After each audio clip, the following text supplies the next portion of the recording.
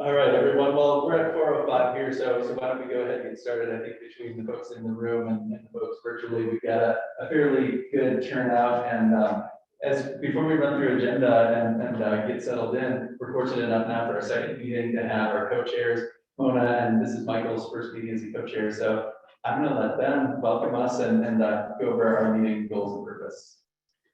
Great. Well, good evening, everybody. Thanks for coming again to the 6th meeting that we have of the Growth Management Committee. And we're just glad you're all here tonight. Whether you are here in person, I feel like I want to turn around and look at everybody, but I realize I can just look at the owl and they'll see me. So welcome. We have a pretty packed agenda tonight. We're going to really take the less of and more of ideas that everybody presented at our last meeting, take those, find some commonalities, find some emerging themes. We're going to dive into that and see if we can move those forward to really come up with some commonalities and figure out how we're going to use the tools that we have to make some changes for the county. Thank you. I'll just finish by saying, as we were putting this together over the past couple of days, we really were feeling enthusiastic that it felt like momentum was building. And it seems that everybody I think has been craving for that, to feel like we're starting to zero in on a target. And hopefully by the end of this evening, we will very much feel that way. Excellent, thank you both. And if we go to the next couple of slides here, we just want to level set with the slide that you've all seen before, the BOCC goals and vision, really the intent of this process, looking at our climate action goals, using the tools that we have available through growth management and the land use code to really focus on the outcomes we want to see in the quality of life and economy, looking at it through that lens of our values and our climate action strategies and goals. So on the next slide, this is just a summary of what Mona and Michael walked you through, building from that one less of exercise to really focus in on the areas of common direction that we'll be using to identify the themes that you all saw in that memo and moving them forward into some of the emerging focus areas, commonalities, areas of direction. You'll hear us refer to these things as all of those different terms tonight. So if we go to the next slide, our agenda is really looking at where we've been, quick recap on our trajectory and the meeting that we had just 2 short weeks ago at the Aspen Police Department. And then we're going to be really discussing those areas of common direction, aka the commonalities that you all saw in the memo. This is where we are going to spend the bulk of our time tonight. We also have allotted some time for taking a look at the land use levers. We're calling them the tools and how we use them and what the county codes can and can't do. We full well expect this is probably going to be a brief discussion to really introduce this topic and how we start looking at some of the climate and the economic data as we move forward. The bulk of our conversation really will be to coalesce around our focus areas and have discussion and refine what you all saw in the staff memo. And then of course we want to look at our path forward, upcoming meetings, resources that we can provide. And then certainly public comment. I don't see any members of the public here in the room, and I'm just doing a quick scan of our Zoom. It looks like we may have one phone number listening in. We'll give an opportunity to provide public comment if needed at the end of the meeting. So let's keep it moving, and we'll get the next slide. And with this one, just to refine our trajectory, Kara's done a great job of illustrating our last graphic, and I'm going to turn it over to Kara to really go over the trajectory you're seeing here.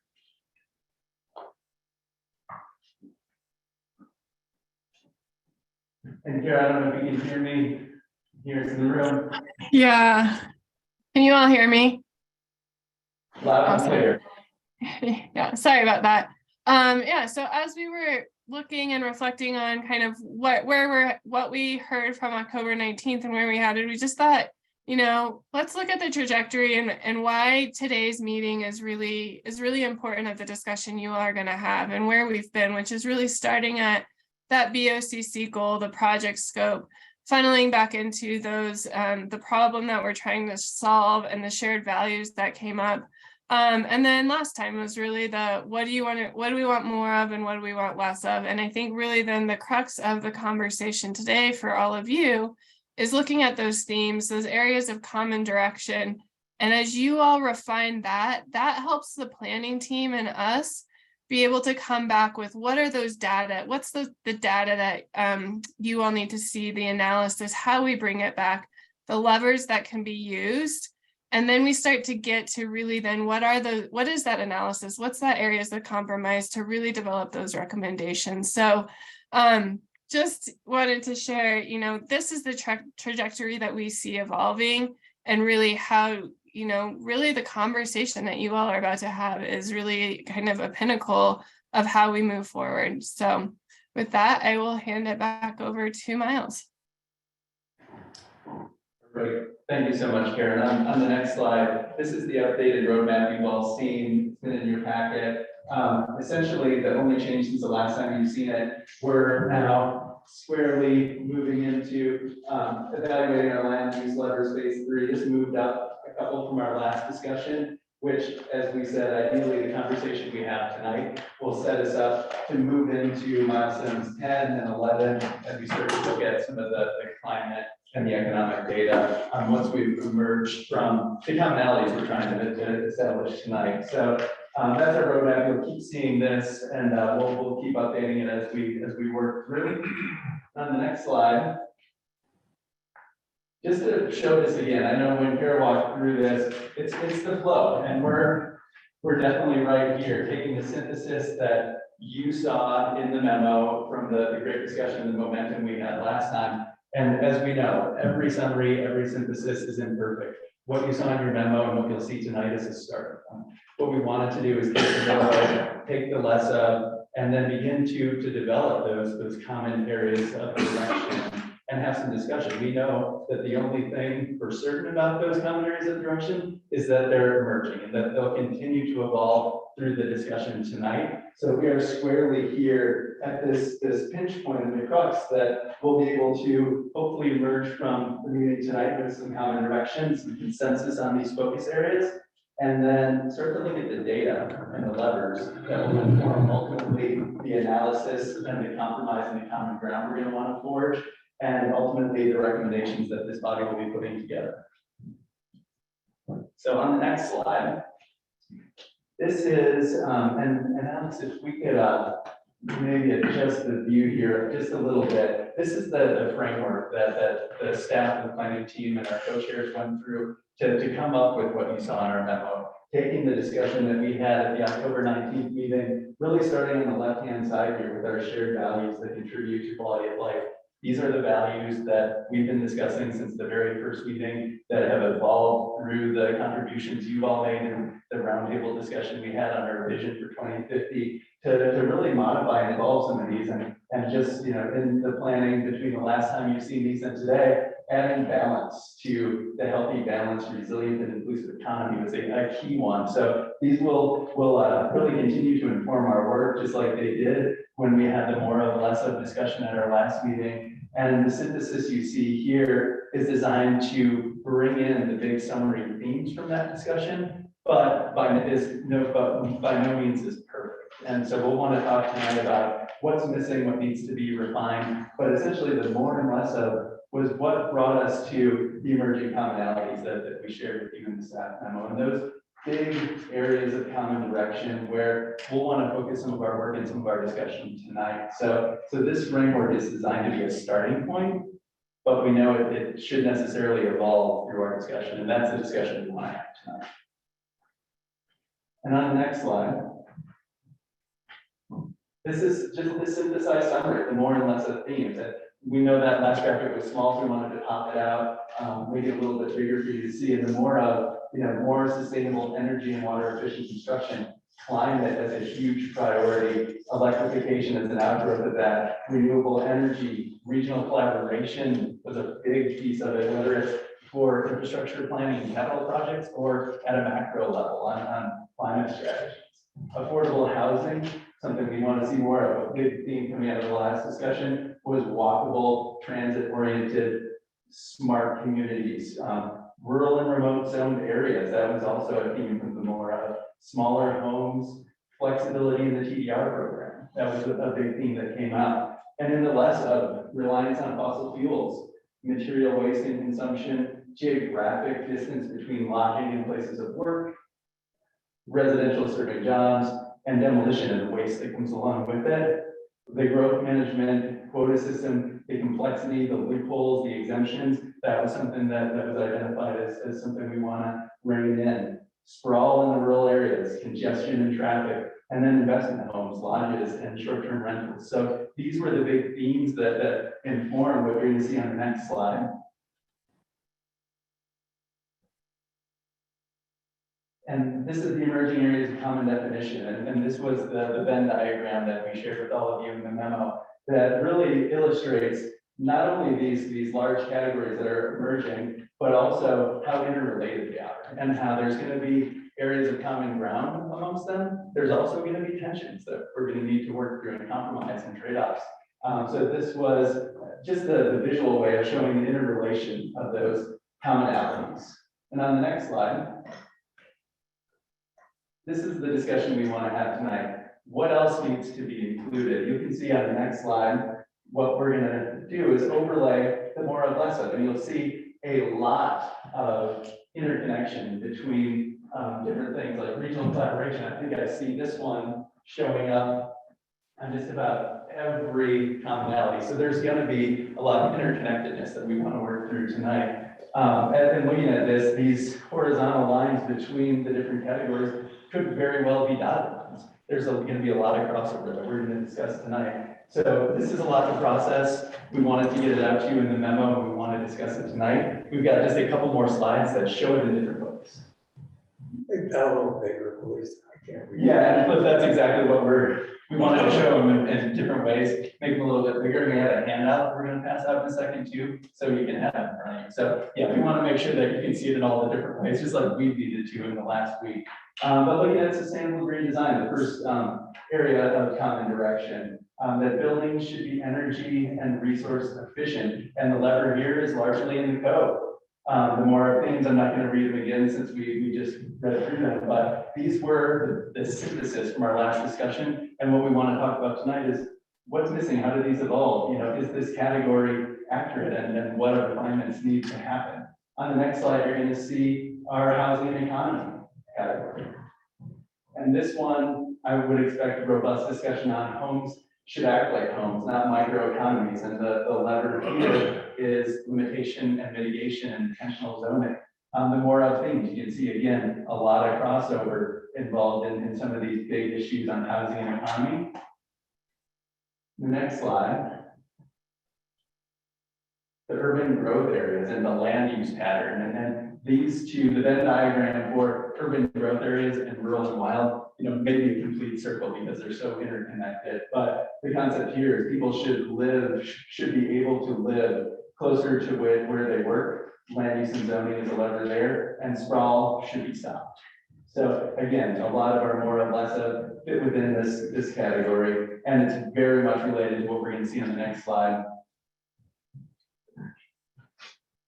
And the rural and wild areas, that environmental corridors and natural resources should be preserved, with a lever here again being land use and intentional zoning. And again, tons of crossover with our more of, less of. And then the next slide is going to take us back to our discussion. And I should point out that community accountability is what we're really using as our foundation, that our codes should be simple, enforceable, and aligned to values. Essentially, that our actions and our values are complementary. So with that, I've been talking enough. We want to hear from all of you, but I want to turn over to our co-chairs to lead us through this discussion. Great, so that was a lot of information that you were able to, I'm sure, digest and think about. But what we really want to do is dive into a little bit more of a conversation, interactive effort here with everybody to start looking at these emerging areas of common direction and get some input. Are these, do these capture what you saw as the more of, less of, themes that were put forth by the various groups, by you individually, and then start to think about how these are categorized under these various headings of sustainable and green design, housing and economy, urban growth areas, rural and wild areas, or do we need to revise them? So I think, Michael, do you have anything you want to add? No, just maybe to remind everyone that this newish thing that you're looking at, came from all of the input and the lists that everyone came up with previously. So if you know that you submitted something and you don't see it on this list, there should be two answers as to why, but probably more likely three. One is that it should be living in a sort of synthesized form in one of these bullets. Two, it's possible that one of the recommendations or one of the more or less was outside of the scope of what the county can do. So there was some stuff in there that was very smart in what it was proposing, but it really would be something that could only happen in the city and not in the county. So those things have been moved out into what we're calling the parking garage or vehicle storage that we will not lose, but we'll bring up perhaps with the city at some point to say this came out of this group. And then the third possibility for something not being on the list is that it just was an oversight or error. So if you see something that you suggested that doesn't feel like it lives in one of the bullets or doesn't feel like it was reasonably put aside because it was a city proposal, do mention it because we want to make sure that every idea is represented in some way here. Did you guys keep track of what was in your garage or whatever you called that was not applicable to this conversation? I'm just curious. There was a lot of things we were talking about that may not be in there, and I'm just curious. Yes. Okay. So you have a list of those, right? Yeah, that's what's in and synthesized is on the list, and what was set aside is on the list.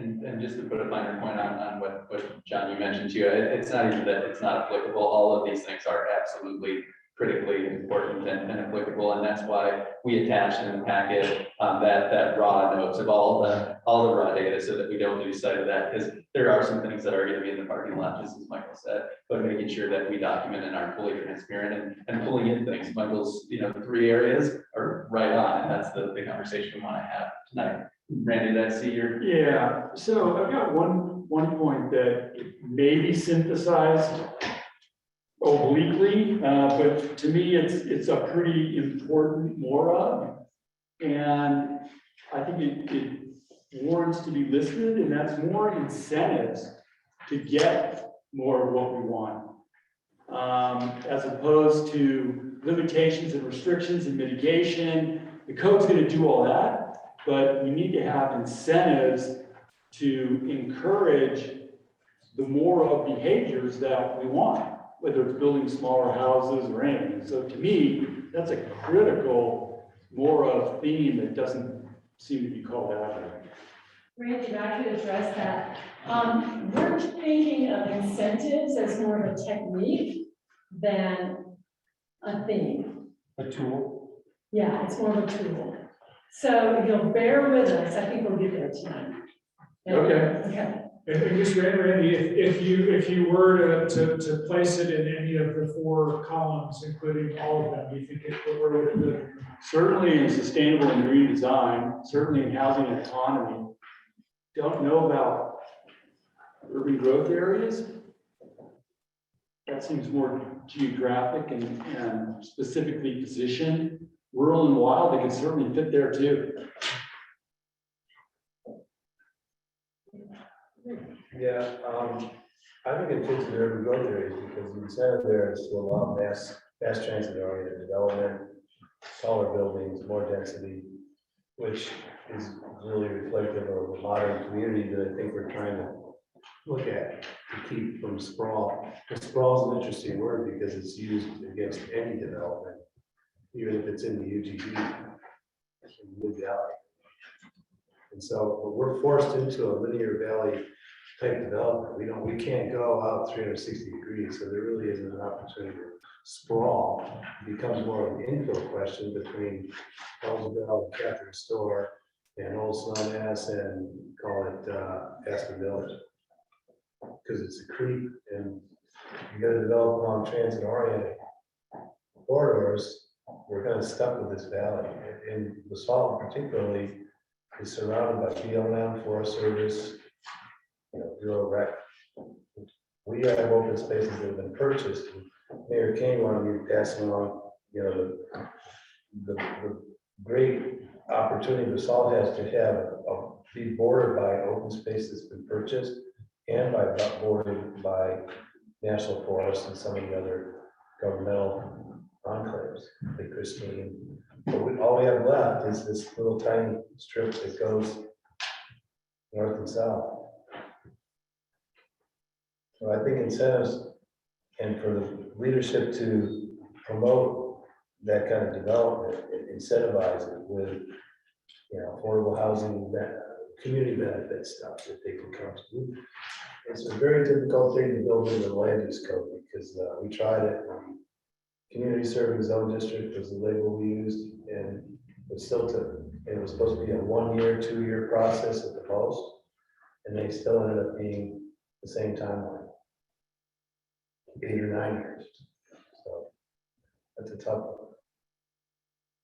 So because of Randy's question, pointing out maybe something was missing, we kind of zoomed right in. I want to ask us maybe just to pull back for 1 second, just looking at the 4 areas of common direction, which are the colored and icon headings, sustainable and green design. Does everyone feel like that those buckets are reasonable for everything to find a place in? And again, given that things can find a place in multiple of them. I have a question, I guess, or a statement. Urban growth areas. It seems to me that that's already been well defined over the years, urban growth boundary, et cetera. So it almost feels redundant, or maybe this is just an emphasis on it, but it seems like a lot of work has been done in defining that already. Is that correct? I wouldn't say that it's not defined. We actually have physical boundaries around urban growth areas.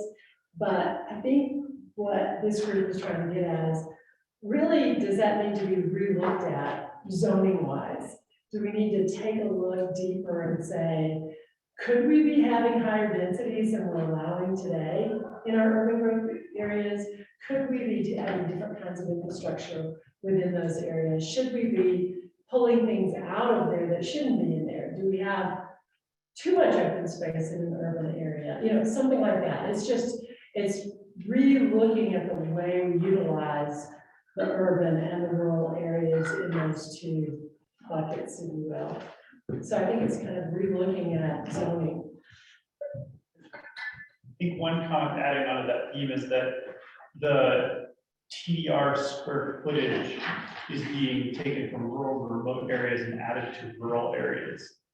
And I think that original intention of the program was to have it go to a more focused in an urban growth boundary. And that's not the case. And so you have these funny areas where rural remote begins, can't remember exactly, depends on what, begins just a little bit beyond the main road corridor, but just on the other side of that, there's a, Elk Mountain Lodge size home. So there's incompatible, So maybe talk about that transition. Yeah.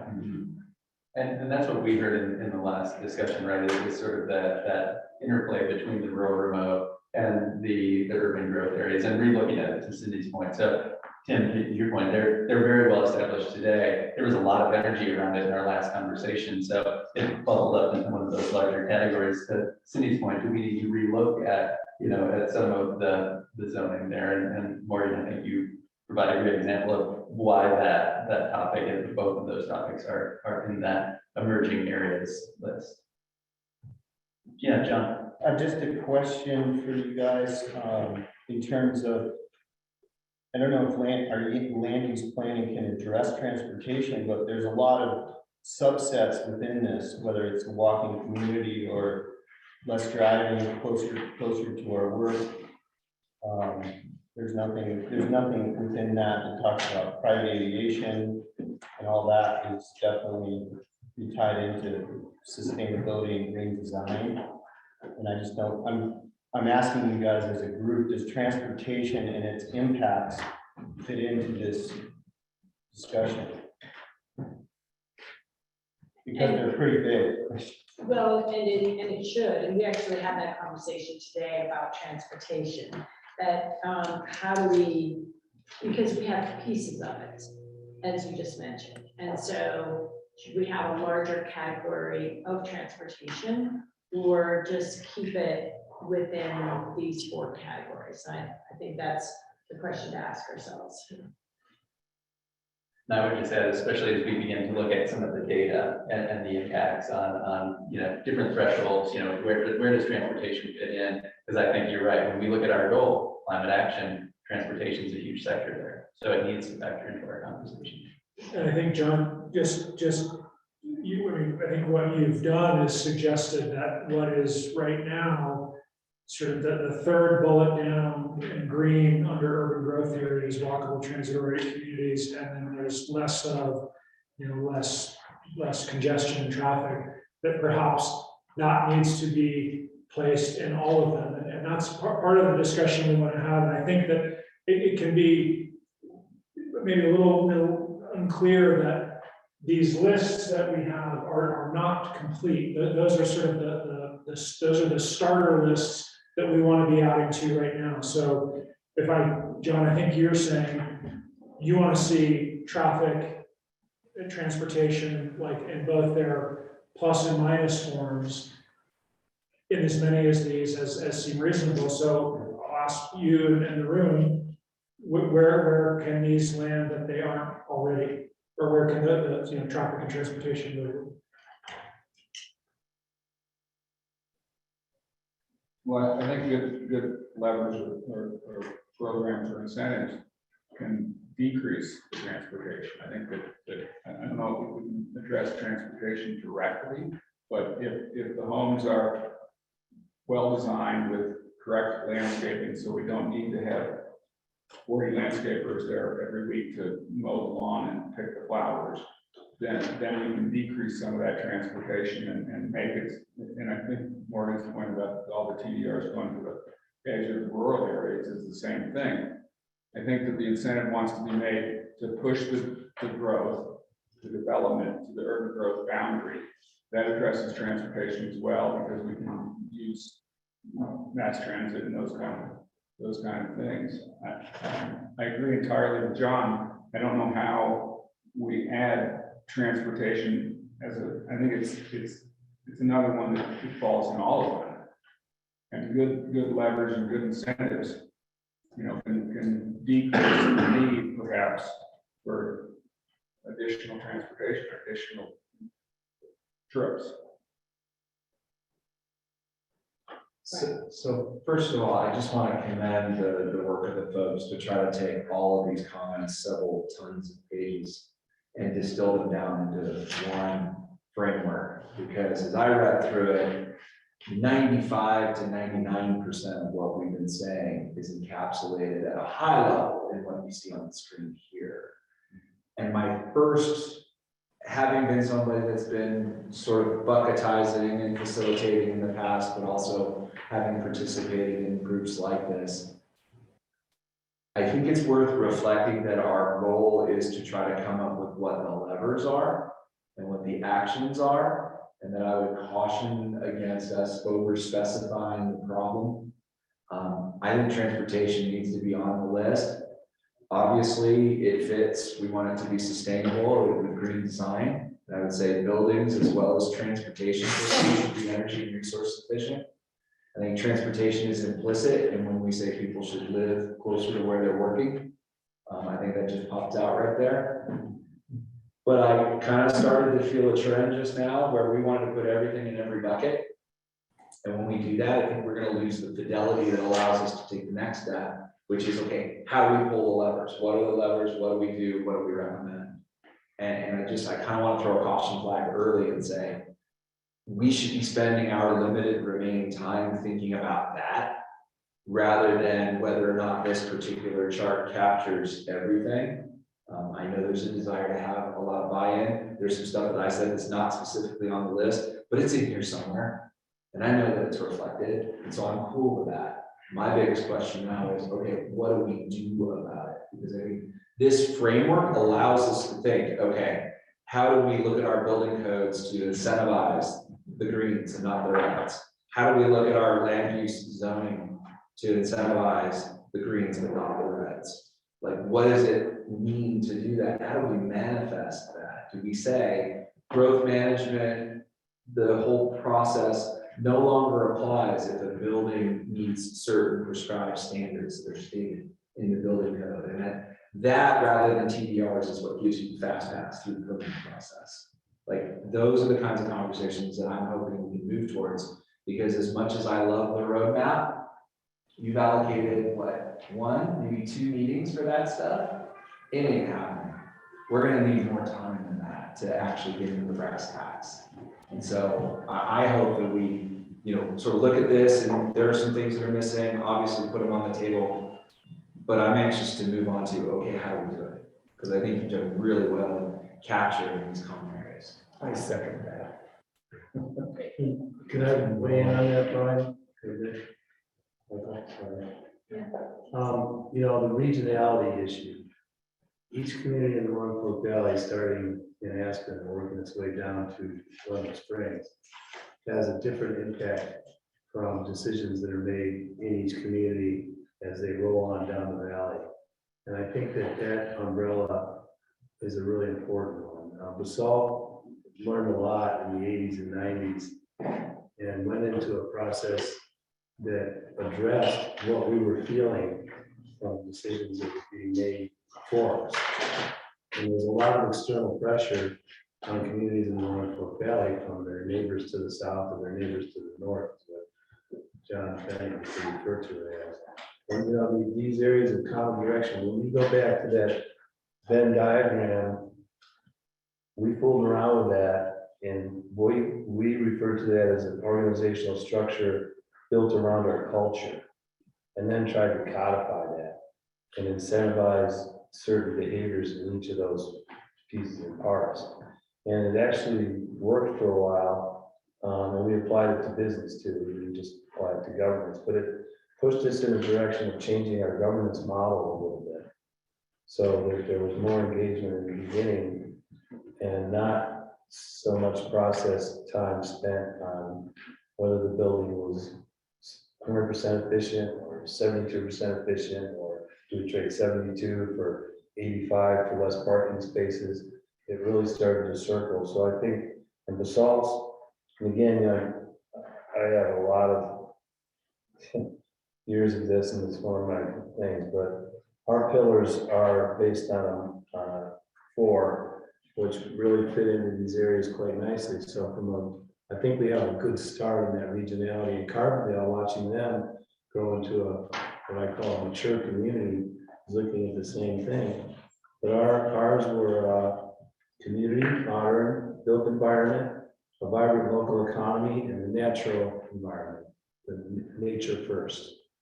And that's why, we're happy to be part of the effort that's been made to create all the open space around us. That's going to tell our development community, you're not going to get away with another Blue Lake on the fringe of the urban growth boundary. Although there are projects that have been allowed to be built outside the UGB here, like the Habitat for Humanity at the school is outside the UGB, but it's close enough to infrastructure to qualify. And that was a big discussion, and that went through the process like, slick as could be. So I think you're really onto something here, and that if we can bring it back to that 26 people that participated from all over. There was a comment too, more of eligible Carbondale developing affordable housing. They're doing that, and they're doing that with the idea that They don't necessarily care where the people work as long as they come back there to live, because they're bringing their paychecks home to Carbondale, just like they're bringing their paychecks home to Basalt. So the local, regional, vibrant economy, it's right into that nature. And so, Rick, when I'm hearing from you and Ryan, too, there's some, good consensus on these areas that are emerging. I want to make sure we hear from our virtual folks too. Moment, if that's okay with you. We've got Sierra and then Adam. Great. So Sierra, if you want to chime in? I think I actually raised my hand after Adam. Do you want to go ahead first? Thank you, Sierra. Yeah, my question, I think this relates to a few of the comments and certainly some of the discussions we had in our breakout group at the last committee meeting. And I find there to be potentially a little bit of conflict between a few of the different groups or the subcategories, in particular related to urban growth areas. Because some of the comments I've heard when we talk about TOD, transit-oriented development, when we talk about walkable areas, neighborhoods, and I think Steve said it earlier, I don't know if we have an opportunity only in the urban growth boundary to accomplish a lot of what we're talking about. And we do have this linear, kind of corridor. And I wonder if urban growth areas, as we get into this more, is a little too constrictive to the conversation to achieve some of the things we're talking about. And maybe we could drop urban. And maybe it's just growth areas, which of course would include urban areas, urban growth boundary areas. But maybe there's other opportunities for growth areas too that aren't adjacent to a municipality and don't constitute an actual urban growth boundary, but are targeted areas that should support some form of growth because they do have infrastructure and they do have transit and they do have other things that would allow for accomplishing some of the other items, like living closer to where you work. It doesn't mean you necessarily live in an urban area, but you don't live three municipalities away to get to where you really work. So just a kind of top line thought, are we constraining ourselves too much with the urban note on urban growth areas? Second, that's great foresight. Other comments around that? We actually experienced that with Ace Lane's tree farm project because the urban growth boundary became weaponized. And Ace was willing to come into the urban growth boundary and participate to solve a lot of land use decisions. But the feeling at the time was if we put it in the urban growth boundary, we get to deny it. And we can save the mid-down. Now, to me, that was a battle that went on for 9 or 10 years. It really resulted in what we got anyway.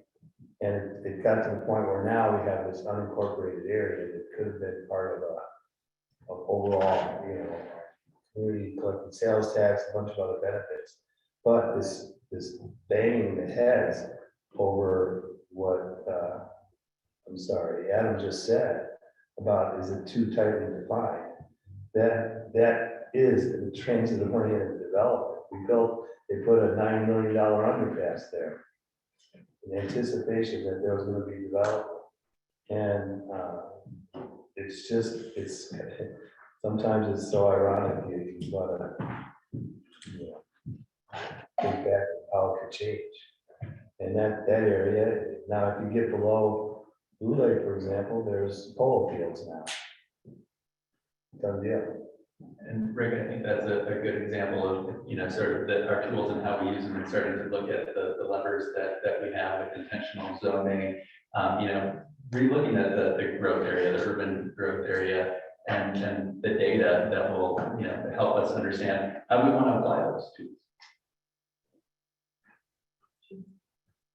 And I know we've got Sierra virtually as well. Well, I'm curious about the conversation in kind of distinguishing what was in and outside of our sphere of influence. Like, for instance, I know we talked about the energy code being really important. Is that something we're actually going to make recommendations on? And then also I had a suggestion for the sustainable and green design header of being sustainable design and infrastructure to include some of the transportation pieces. But yeah, I guess I'm just trying to get a sense of sort of building on Brian's comments, like what is it that we actually have a chance to change here? Versus, maybe with pie in the sky, we'd like to see Aspen or Picken County become. Like, is energy code included? I believe we said that was on the table as part of as one of our letters that we use. So if we could use the land use code, we can use the energy code, and we can use the political code. And then the idea is that we would still have those lists that maybe didn't fit into one of those three letters and still be able to make recommendations to the county commissioners as we go forward. I think that, it's easy to miss because it's literally a parenthetical in here, but that parenthetical at the end of each first bullet under the heading is the lever. So the land use code, limitation mitigation. And the idea is that coming to a consensus on this will flow into the coming to the understanding of what specifically are the tools we have, and to Brian's point, to where our potential actions are.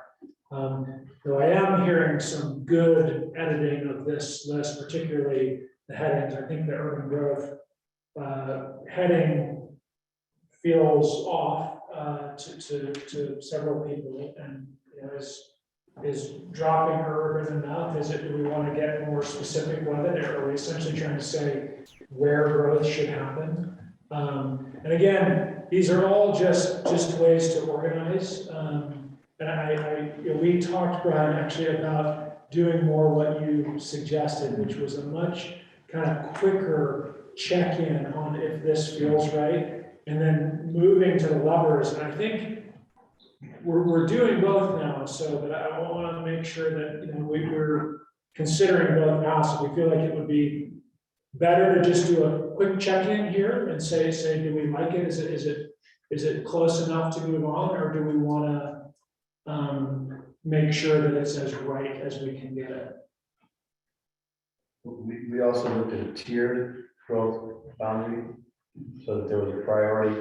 It was closer transit, could accept density, had infrastructure, and then as it grew out of that radius or that linear valley, it was a tiered system. So if somebody came in and we had 3 tiers, somebody came in with a development application for that 3rd tier of your growth boundary or growth area, it didn't get it anymore because we still had capacity within the 1st tier.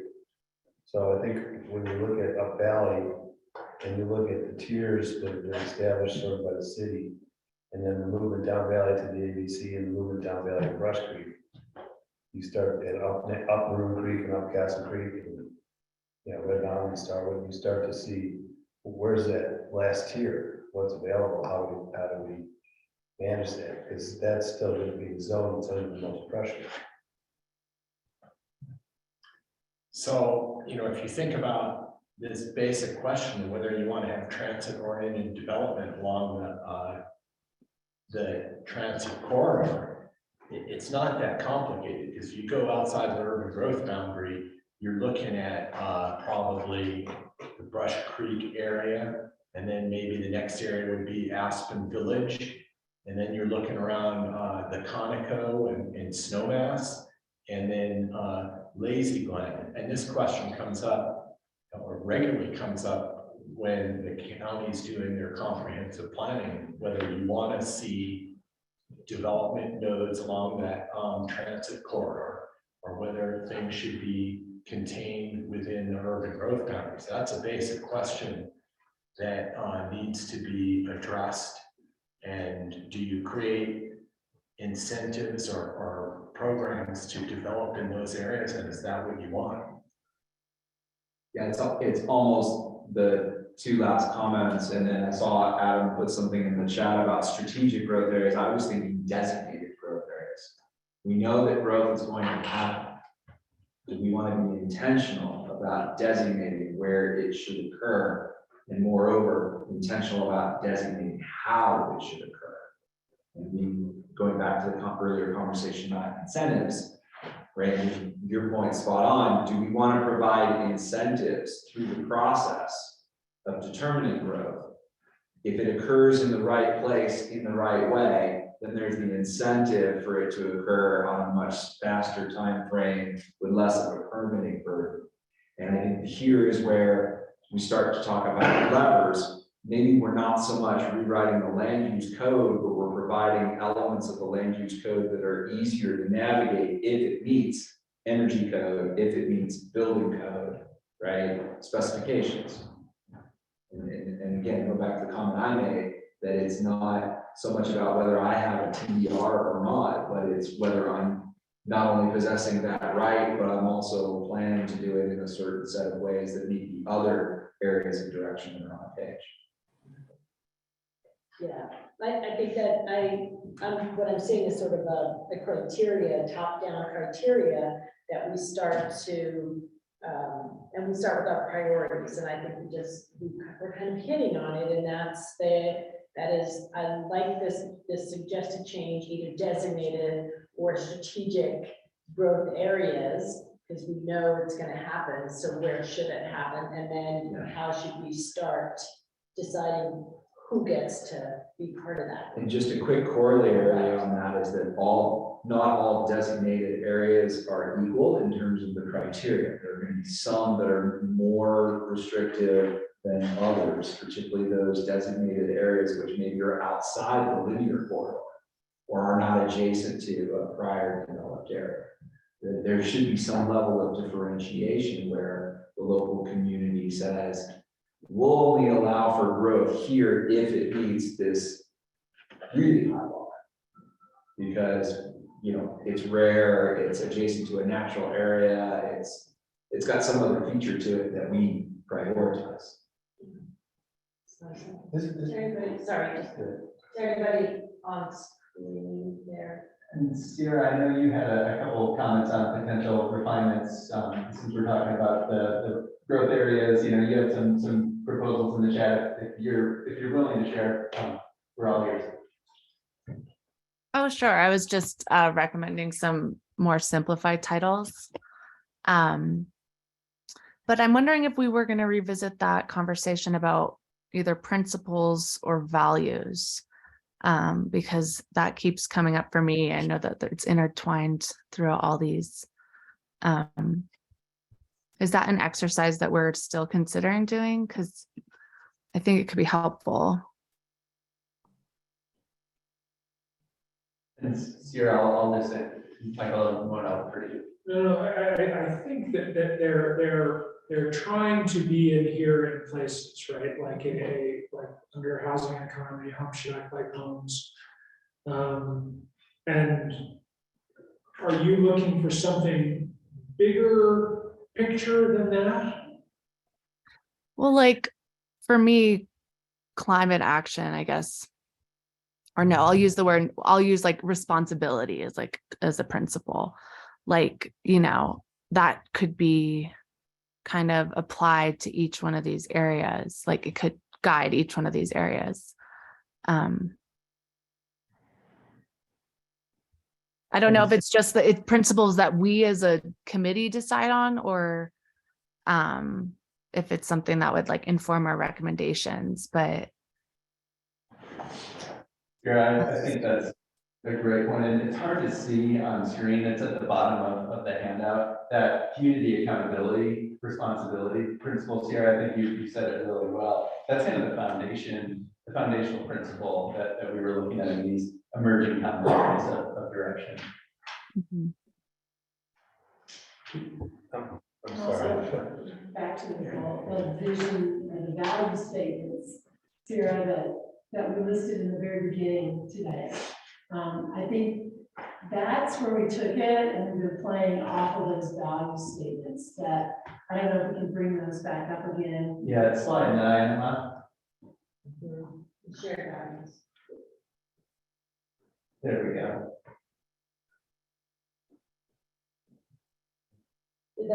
Those to me seem like what we talked about, and sort of overlay what are the guiding principles for what we're trying to do and the levers. And then we use the levers to help us get to where we want to go. Right? So are these the sections that we would potentially like form our recommendations around? Sorry, and now we're moving back to where we were, but like these 4 categories, is this what we're hoping will kind of structure our recommendations, or how do you see these 4 categories evolving? And if we want to go back to that hourglass graphic, I think that's one that we led with early on, but Kara, I think you did an excellent job of describing it. I know you're not feeling great, so I'm happy to do it, but I'm going to give you first credit of people. Go for it. I think that's a green light.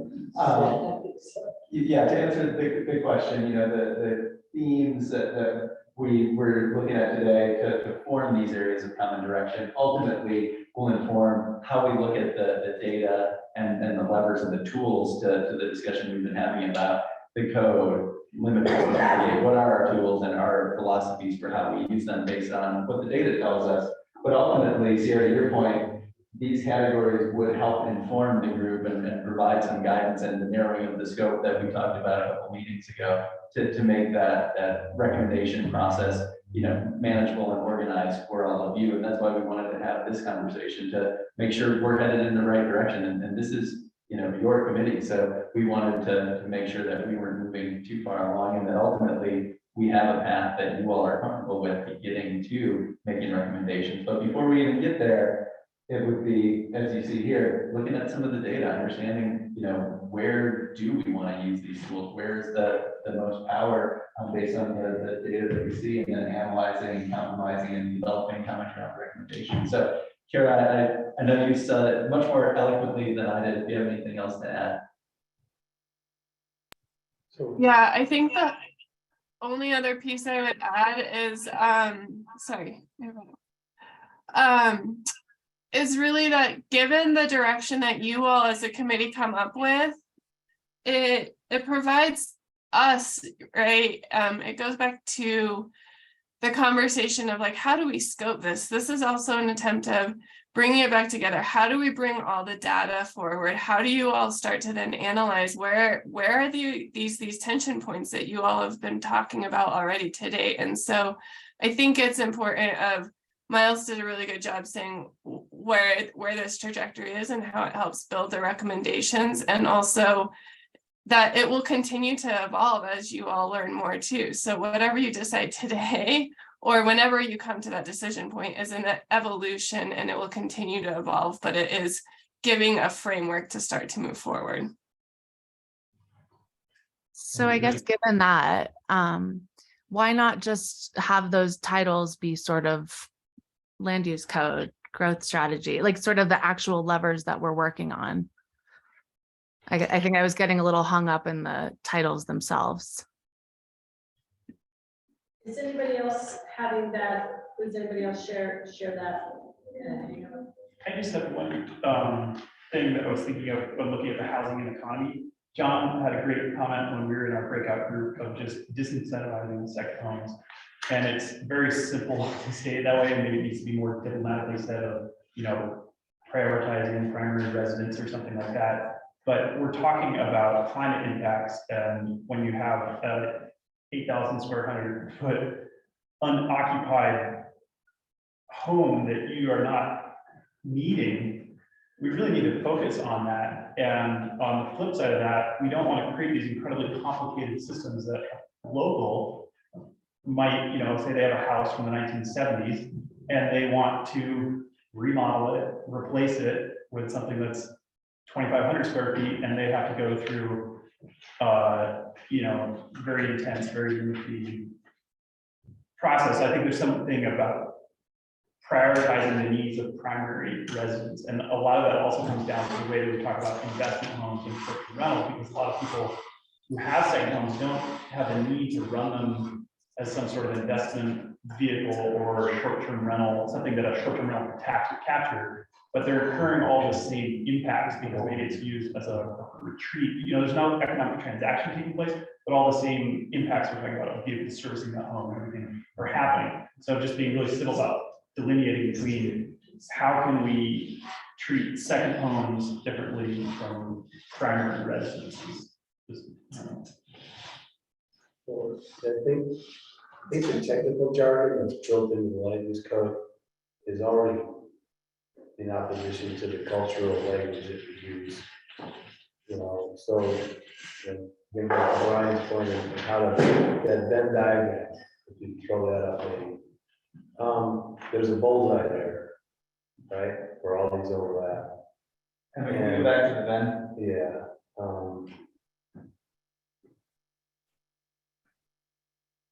There's a bullseye there, and this is, community accountability, resilient community.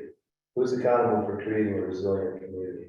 It would be the outside built environment guys, it would be the resort that's expanding, it would be businesses moving to town, all, those things. So if there was an ideal description, an ideal set of levers that were tight to that 360 degrees, that should go through quickly.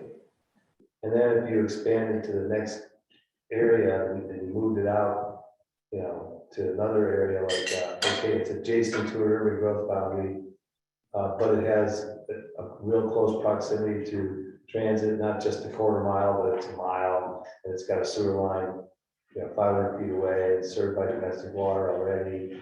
And then when you get out to the fringes and you look at these things and so you have certain levers for that area outside that ideal bubble. That third area, fourth area where you have an estate complex that has an equestrian facility, an irrigation system, its own water treatment plant, 20 vehicles, 15 gardeners, and you look at the corporate nature of that, how does that fit? It doesn't fit inside that circle. And I want to tie that back to Morgan's point too, but Mona, please go ahead. No, I'm just gonna go for it. No, after you. Well, I think that you're bringing up a point that I think is important. And so it sounds to me like there's an opportunity for incentive versus a disincentive is what you're suggesting as potentially a lever. And so if we're trying to move everything, maybe the incentive really is to offer or create a category or just criteria, if you will, using criteria that says, this is what we want to see in our community.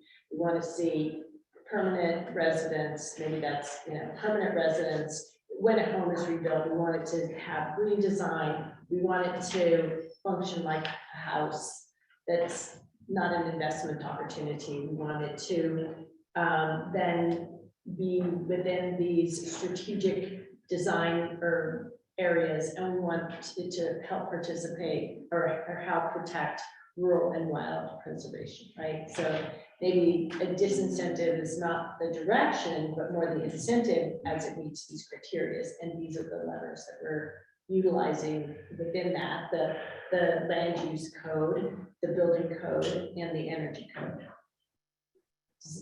Does that make sense? I mean, to me, it's starting to make some sense around this, but I don't know if everybody else is feeling the same way. Could I just ask Cindy to help us sort of understand how possible this is and what it looks like? So, how do you create incentives within the code versus disincentives? And like just using this example, how realistic is it to try to do something like that?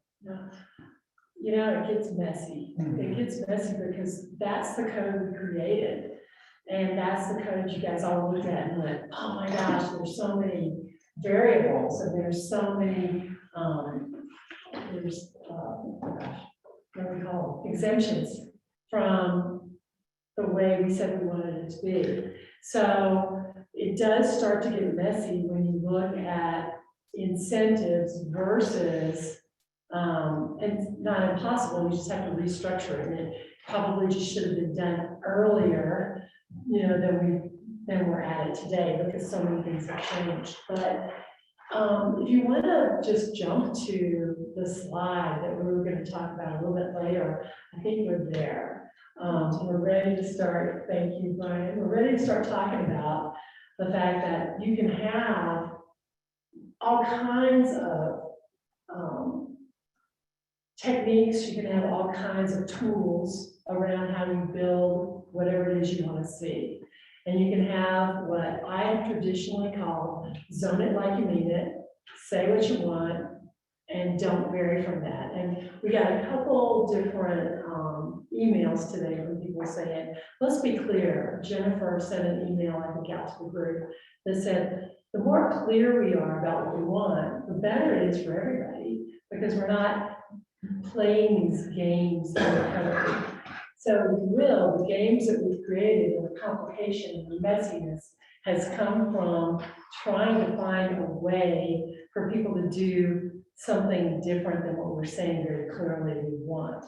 So you've got on one end of the spectrum, you know, just an example of, let's just zone it like we mean it, let's call it a limitation. You know, it is what you want. And then don't get messy about it, just be clear about it. Or you've got the spectrum all the way down the road that says, all right, well, we could let you mitigate for that. We really want your house to be net zero, but you can't quite get there. We'll let you pay into this fee. And then we can help out with that as government does by creating another way of offsetting what you created. Or that's just an example. And we've done that for years. And what we've done is we've created a very layered code because of that. So when I look at everything that everybody said in all of that raw list of more and less, I see we want simplicity, we want to take the game out of it, we want to be more clear. And the land use code and the building codes, I think, can get us 80%, 90% there. But there's so much today that's different that we're going to need to participate in other ways, in other groups. We're going to need to look at, you know, RAFTA. We're going to need to look at the city of Aspen. We're going to need to partner to pull all of this together. So we can't rely totally on the codes, but I think we can get a huge one there with our codes. And I think what the charge for this group to do is to say, yeah, let's use those codes, because we know we have those as levers. We know the board's listening to it. The Board of County Commissioners is listening to us right now because they sent us off to do this with the tools that we have today. Let's not forget that there's a ton of other things on that list that we want to look at, but let's focus on what we can do with the land use code and the building and energy codes today, I think is what I'm hearing. And so we already know we can get a long way there. And with everything we've heard today, it's not going to be easy because there's going to be debates and conflict that we're already seeing. But where do we want to spend our time for the biggest bang for the buck would be my next question for you guys. You know, where do you think the biggest bang for the buck is to achieve those values, Sierra, that we pointed out early, or that is kind of driving this whole effort? So we've got on this slide, we pulled out the fact that we heard that you guys wanted to have intentional zoning. We wanted to really be clear about that land use pattern and then go for it with the rules, the specs, whatever we want to call them, the criteria. Let's get intentional about our zoning and what that means. And then let's get very intentional about the built environment and what that looks like. Once you've zoned it, once you've laid out your land use patterns, let's get really intentional about what we want in that. And then let's get to the building codes and say, okay, well, now if you're going to put something in that, this is the criteria it needs to meet. So in my mind, it's pretty simple. We've got to come to some basic foundational understanding about our land use patterns first, because I hear that being knocked across the room a couple times here tonight. You know, do we want urban growth boundaries? Do we want to rename that and just call it growth boundaries throughout the valley? Do we want to, you know, how do we want that to look? And that's a huge debate, a huge discussion that I'm looking forward to bringing more data to the group about. I'm looking forward to having, if you will, a debate in this group about the pros and the cons, because they're all over the place. I mean, I look at some people I really respect in this room, and I go, whoa, I feel different about that. Brian, no, I'm just kidding, I think we've got some good debate to go. I think, because I really respect your knowledge of energy and everywhere you're going, and I have a certain feeling that I really want to hear the other side, the debate, what's pulling us into maybe a different land use pattern than we've had all these years, and the pros and cons of that. So, and I equally want people to listen to the pros and cons, from the other debate, but this group needs to come to that, some foundational decisions on that. I don't think we're ready to do that tonight, but did you get before we go on, did you get kind of the box we're playing in? First, we've got to get to, we've got to understand, that these codes have a lot of leverage for us. And that, in fact, within that, we've got different techniques. We can go incentive crazy and not really say, well, we can say what we want, but go incentive crazy to get there. Or you can just say what you want. The state law and zoning gives you that power. Or you can work around it and have different ways of getting there. So, whoever's moderating. Yeah, you rolled that into the room. I think we got some questions, right? John's had I just had a quick clarification, and this is in response to Adam's comment about taking the word urban out of growth boundaries. For me personally, urban sort of represents density and the ability to build density. And my feeling is if you take that term out and we're just describing growth, which will happen outside of the urban growth boundary, then that could evolve into that being high density everywhere. And for me, it's important that we distinguish where we want density and where we don't want density, and even above and beyond that, where we want open space. That's called zoning. Yeah, and maybe that's just. Zone it like we mean it. It's as simple as that. The whole term urban growth boundary by itself, I think is a little weak. And what we're really talking about here is zoning. There are 12 zones that get TDRs that shouldn't. Okay, so we need to zone it like we mean it. I agree. Christie. Look at maps and let's get the data and go for it. I don't know what it is about this room, but it always makes my mind explode. So I'm sitting here, I really agree with so much what has been said, Brian, let's let's move on to the specifics, et cetera, et cetera.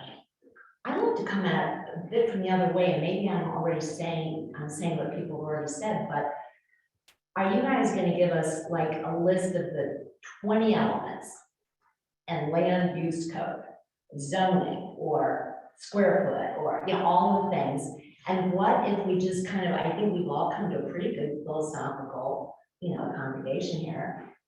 I'm just eager to see what the process is. What if we just looked at each level and said, okay, what do we really think? I love that little, arrow you have there. Square footage. And you took us through what those 10 or 20 or 50 elements are. So then we come to hard discussions, hard decisions. And we look at the 4 areas of things that we want to accomplish.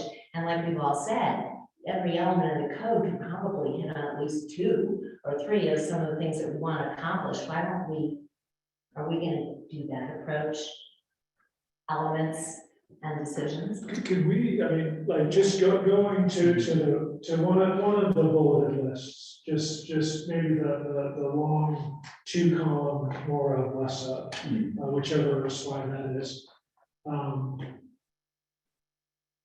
Right there. Yeah, so using this, Christie, could we ask Cindy, okay, Cindy, what are the specific code elements that will allow us to achieve these? And what, just to sort of tease them out as examples in a couple of cases to see if this is starting to make the connection that we want. Does that sound Yeah, reasonable? I've never written code, and are there specific elements of the code that? Yeah, I guess. Yeah, it gets detailed in that one element's gonna trigger another element, is gonna trigger another element in the code, because it's been so layered over time. I think, from my perspective, if I hear you say what you want to see, then we can make it so in the code. You know, so you don't have to design, you don't have to write the code. You just have to say what it is you want, and then that's the back of the house job to get it done. Does that help? Do you need to know the details? Oh, I'm so happy we don't have to write code here. In the group. Yes, I'll be patient and I'll see how we take us to this. Brian's got his hand up. So I've got a proposal and a question. Start with the proposal. The question's kind of maybe.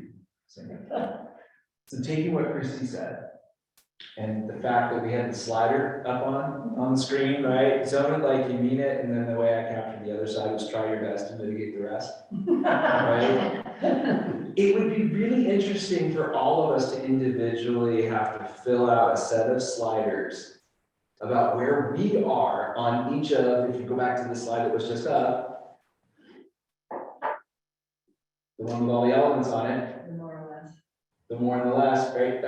There we go, right? If you had a slider for each one of the mores, let's say the mores, leave the lesses aside because typically they're the opposite of the mores, right? More or less. But if we were all invited to fill out sliders between now and the next meeting, and we were able to just, without attribution, kind of collect and see where we are we more towards the limitation side of things, or are we more towards the mitigation side of things? Because I think that would be the basis for a really interesting discussion. Because as you were talking about it, and now here comes my question, as you were talking about your experience, I found myself thinking, how much of the less column is coming because of the exceptions? The things that we're permitting to happen that are not consistent with the limitations that we had. And my dumb guy comment was, what if we just eliminated all the exceptions that are in the existing code? How much of the problem would we solve from our point of view? And then I was like, oh my God, I'm over at the limitations side of the slider. And I don't know that that sits with my own politics very much. But that's a lever, that's pulling a lever, that's not sliders and trying to tell us, each of us telling what we want more and less of, and this quantifying it. Throwing an actual lever out there, like removing all exemptions, let the debate begin, that's. Right. Yeah, That's but more Cliff, I guess my point is by me wanting to pull that lever, that's clearly me in the limitations camp and not the mitigations camp.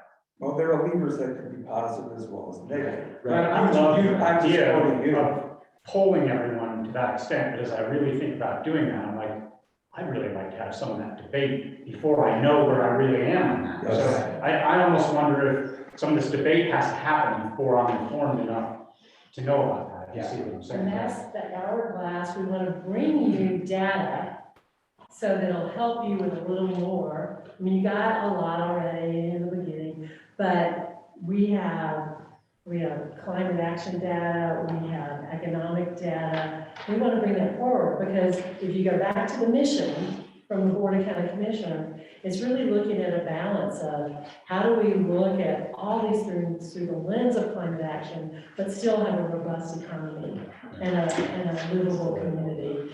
You know, So maybe Max, there's a initial polling, and that initial polling seeds the discussion, like, wow, we're all over on the one side, but there's 2 or 3 people, like, who wants to argue the counter? And then you kind of do a final. I mean, to me, I don't even know whether I don't know that I trust myself to clearly know where I am in that poll until I've heard more of the discussion. The more I hear about this through this group, the back and forth, the more I learn, and the more, you know, we've all been thinking about this in this valley for forever, right? We all have what we think of our true beliefs, but I'll have to tell you, I was really surprised at how much my opinions are gradually shifting and morphing as I hear every single one of you speak. So, you know, I've said this before, I want to just dive into these details, right? But we can't, and that's why this makes a lot of sense to me. I think this was fantastic, in fact, because I'm a manager, so I did the same thing you guys are doing. Before I came here, I made a list of these same sort of things. They weren't the same, but it was similar in theory, right? So and then I think we had some great comments. I mean, John, you brought up, yeah, there's transportation really in there. And then we have the growth boundaries that are urban or not. There's a bunch of these. I think we all have to be careful. Let's try and buy into something similar to this with all of us knowing that this is going to morph. That if we sign off on this, it doesn't mean, as we discussed, we can't add 2 more to this category. Or we can't take out one of the categories and go, you know what, that wasn't really working for us. But let's get something, because, you know, as a whole, what I feel like we're doing here is we brainstorm, and we have everything under the sun that we brought to this table. Now, to be able to really get down to anything, we need to start consolidating, which is tough with a group of 26 people. So let's start to consolidate. We all know that's going to hourglass back out, and we'll morph again to something bigger, but somehow we have to move this thing forward, because this is not enough time to do what we're doing. But time is of the essence. I'm not saying we need more time, because we could discuss this for 5 years. Sorry to take so much time. I think what we need to do is kind of agree with something similar to this, so that we can move on and get into what we've been considering, those nitty-gritty debates. And I love the idea of a whole after we start getting into those. But like I said, I don't know where I stand on some of those personally. And we haven't heard from some of the people in the room. And I think it would be helpful to get, you know, Tim and Debbie and Joe and some of you guys who, and some of the folks who are on the screen as well in our virtual room, to just get a sense of what you're all thinking about this. So, Bill, you haven't said anything. Are there others? I mean, do any of you want to chime in here? And I know Suzanne had her hand up. Oh, you did. Yes, and I fully realize I'm not a member of the committee, but there are some things that I heard a few people, maybe 3, indicate what I heard as maybe this has gotten too broad too quickly. I mean, John, I don't know what you were thinking of when you said what's being kept in the garage, but I heard it as you were maybe thinking something you had talked about might have been lost. And if that's the case, are you just curious about what's in the garage, or is it something that hasn't been talked about? No, I was just, there was a lot of things that were discussed in our groups that was not necessarily collated right here, and I think that these guys were pretty clear about saying this is the stuff that land use levers could actually affect, and maybe the things in the garage weren't as applicable to the levers that we have. So that's how I interpreted it. And then I heard Morgan say, speak about TDRs being used in the rural areas. And I hear so much of that complaint everywhere, all the time.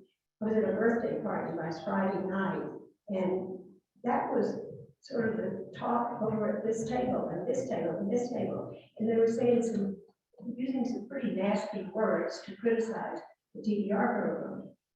What Morgan just said is he thinks that TDRs shouldn't be going into the rural areas. And then I think, Miles, you interpreted that as how to incentivize them going other places. Morgan is saying he wants to know how they're going to disincentivize, why they shouldn't be sent into the rural areas. Is there anybody else who still has those kinds of sort of nagging thoughts that you feel like, is there anybody who thinks that those thoughts are getting, and ideas are getting lost as we move along? I think they'll all come out once we dive into the individual levers. They're all gonna come up, and then if we miss some areas, we'll realize, well, the lever can't apply to it or not. But I think we're all kind of wanting to get into the next layer. And then Cindy, my other question was, I know about the data that you're talking about bringing. I mean, when is it going to come? The 16th and the 30th, the next 2 meetings, if this goes the way we're talking, but anyway, yeah, Joe? To move TDRs away from the rural area is to abandon the county policy of actually making it easier for them to be used in 9 particular subdivisions. So I think most of those are in the rural area. I'm not entirely sure of that, but I know several of them are. So there's an incentive right now under the code for owners of properties in 9 subdivisions to use TDRs. They don't even have to go through special review to do so. So I just wanted to make that point that the county set it up so that that's very likely to happen.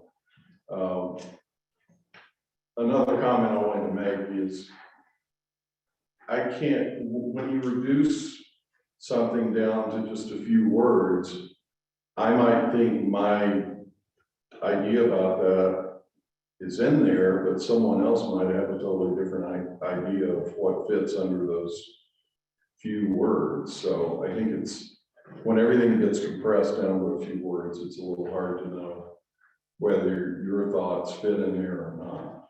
You said that much better than I did. I need the very same thing. Like, The ambulance. Sorry. Well, I mean, I just want to say, I from the beginning, I think someone mentioned like the goal here is, do we agree that these are kind of what we're trying to solve? Which I think I do. I think really it's, in how we come to the levers that interest me in. So I think, based on the initial comment, everything that we were sort of talking about in the last meeting is more about those levers, And so, where I certainly think there's a lot of opportunity to use the things we want to see less of to help foster the things we want to see more of. I think the example gentleman said where you could, for the price of a TDR, you could blanket the county and solar panels, So to me, I think it's important to move this conversation to the levers and what they look like and have the debate. It's sort of my opinion. I have much to say. Is there anybody in the virtual room who wants to comment or who has not had a chance to comment on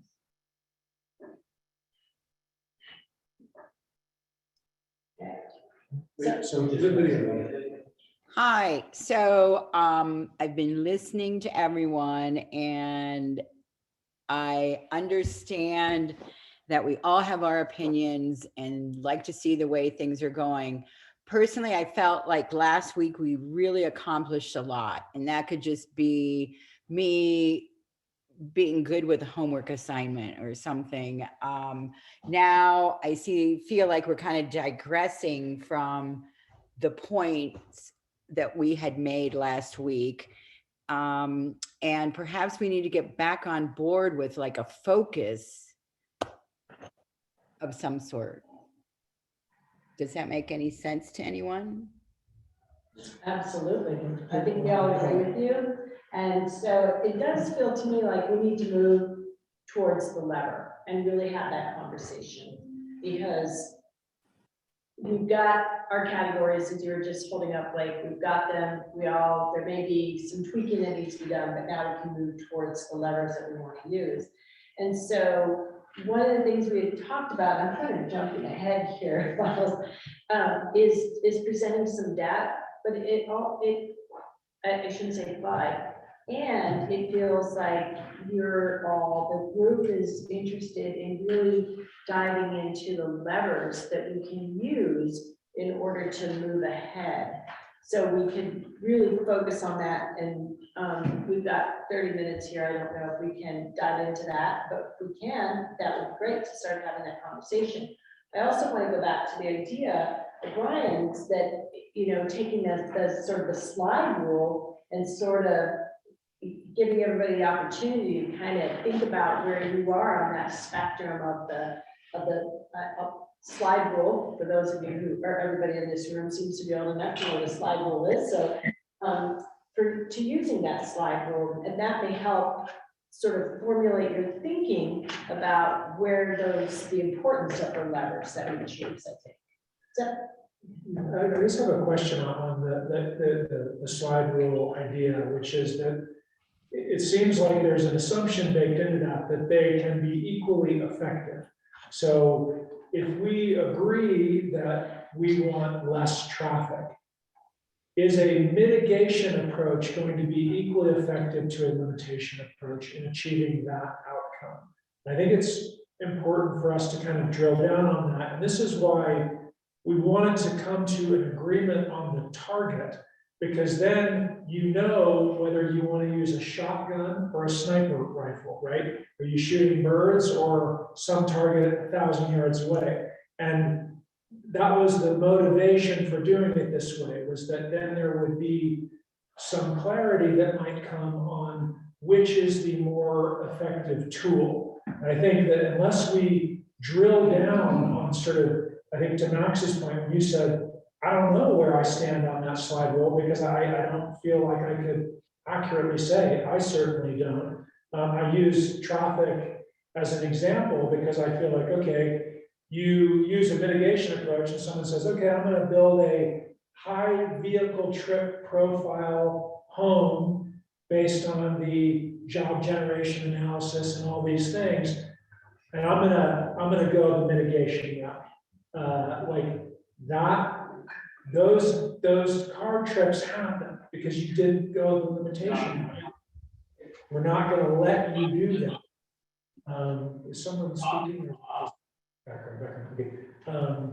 Anyway, so I think that we need to understand which one has the greatest potential to do the thing that we've agreed that we want, rather than engage in like a, you know, in my case, ill-informed kind of speculative exercise on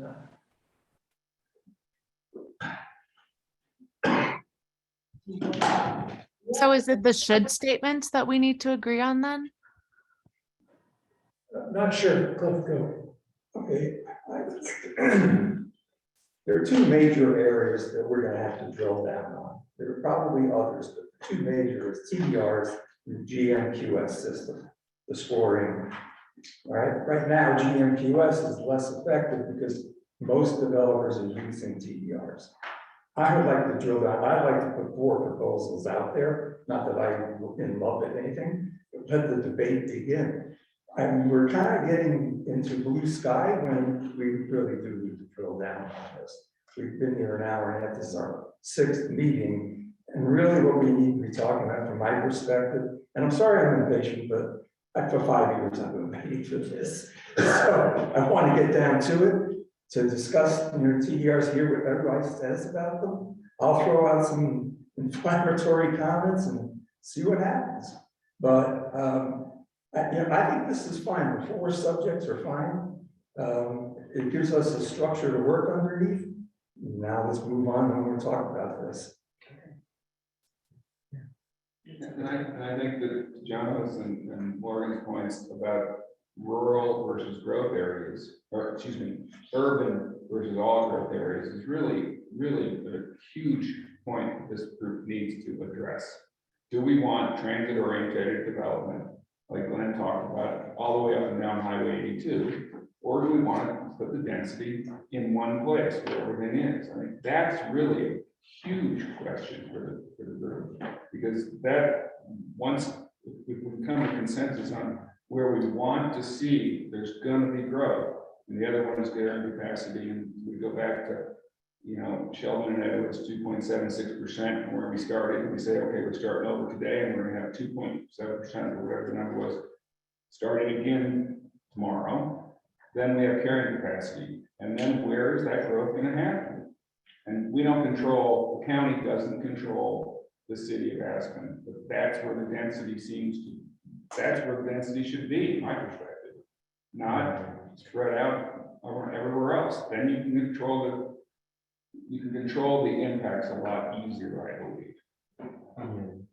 And you have the infrastructure, yeah, because you have the infrastructure. Cliff, would your approach address those questions? Everything what was just discussed by Doug still falls under zoning and GMQS and TDRs. So what I'm hearing is a list of priorities, of tackling a very specific list of priorities that of issues that you all want to dive into and tackle. Is that right? Like, we're just gonna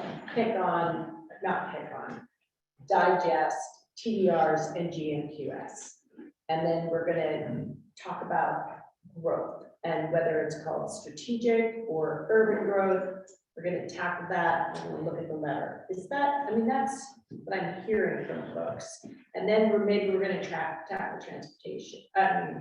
I say, let's pick the 6 hottest, scariest levers or elements or just things we know are gonna be big, like short-term rentals. Let's hit that one. In other words, let's just pick the 5 top key issues that we know there's a lot of difference on, and That's exactly what I was just gonna say. I think that as we do this, it feels like we all want to get in, I'm naming like 4 or 5, and I feel like we all just really want to discuss it. And maybe that's why we're having a hard time agreeing to these terms, because we feel like we haven't had enough of those conversations on them. So, I mean, I had a few here that I figured was like these growth areas, TDRs, GMQS, house size, that if we started with those, and I was gonna call it a debate, but really what it is a discussion about those and really getting into the heart. And yeah, there might be some fiery comments, but that's what we need to get through here, right? And we need to see opposing points of view so that we can all figure out where we are on this sliding scale. So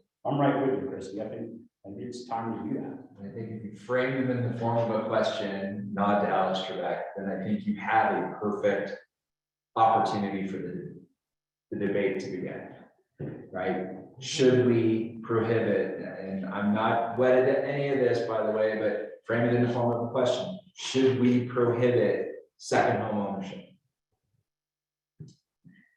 Scary. But part of this is to intentionally push us out of the comfort zone. So that we come back in, right? I think, you know, that's the question. That's the kind of question that is on everyone's mind. In this bit that I know, are from 15 to 65, 80, 90 years old. They are all asking those hard questions. Are we really going to expand the airport?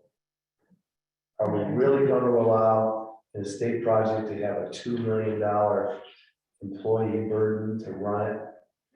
And I think what the lesson we learned down here is we weren't negotiating any of the solutions for the development community from a position of strength. And we had to start all over again.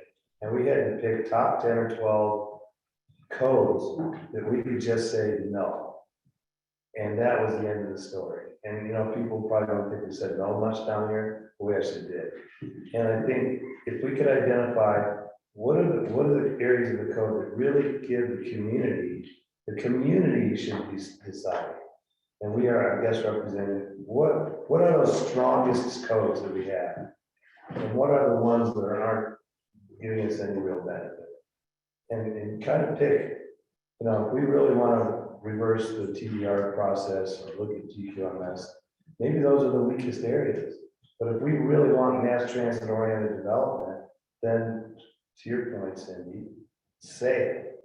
And when it comes in the door, that's what it is. And, you know, rural and urban, I think 50% of the people that live here can use the view out of their windshield to determine whether in a rural area or an urban area.